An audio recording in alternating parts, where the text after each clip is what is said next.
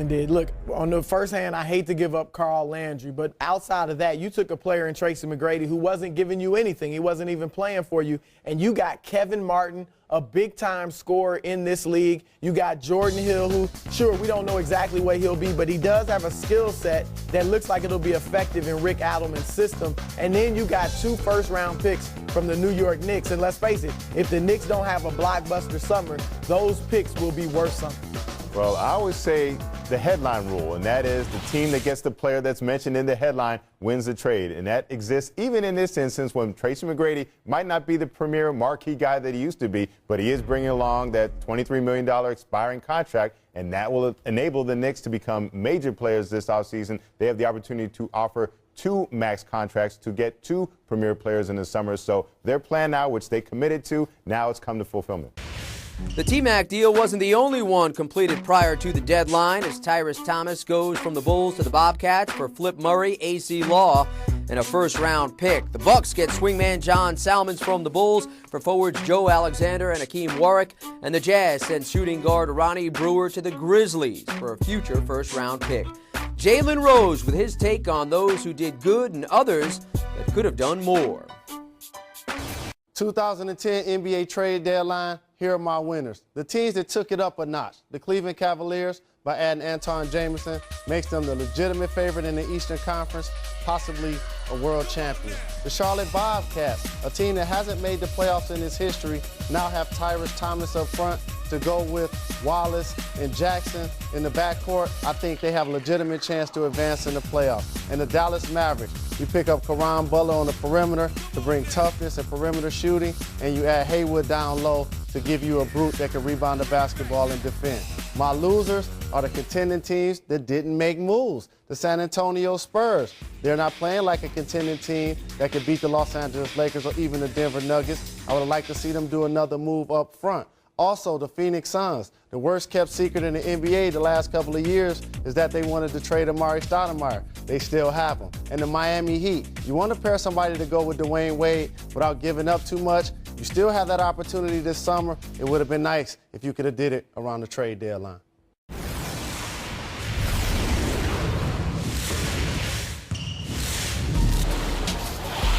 A strong top 3 dunks, which begins with Ray Allen finishing the Boston run in the grill of Shannon Brown. It goes into Brown and slams it hard, up high and down hard. Ray Allen flying inside. Second best has J.J. Hickson working the pick and roll with LeBron. Call it the pick and stick as he stamps the rim. That's almost an identical copy of what we saw last week as he won it Dwayne Wade. You saw Allen give it to Brown. Well, how about Lamar Odom give it back as he takes Ray with him on this top flight finish for our dunk of the night. Great elevation by Lamar Odom, who is taking it inside hard.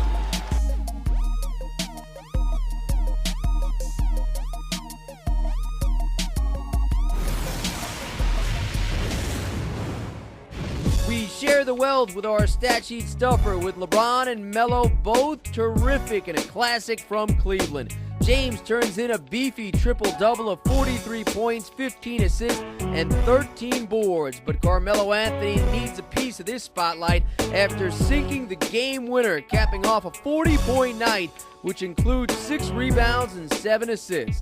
LeBron and Melo sharing the top billing as our stat sheet stuffers of the night.